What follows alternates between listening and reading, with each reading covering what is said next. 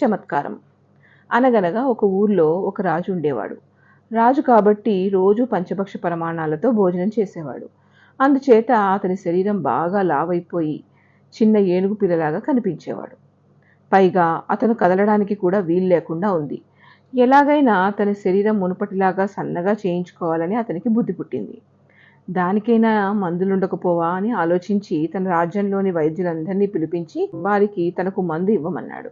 తన శరీరాన్ని సన్నగా చేస్తే 1000 రూపాయలు బహుమానం ఇస్తానన్నాడు. బహుమానానికి ఆశపడి వైద్యులు ఎన్నో రకాల మందులిచ్చారు. కొందరు వైద్యులు అడవులు, తోటలు తిరిగి వనమూలికలు తెచ్చి మందులు చేసి రాజుగారికి ఇచ్చారు. రాజు వాటన్నిటినీ తిన్నాడు. కానీ శరీరం మునుపట్లాగే ఉంది.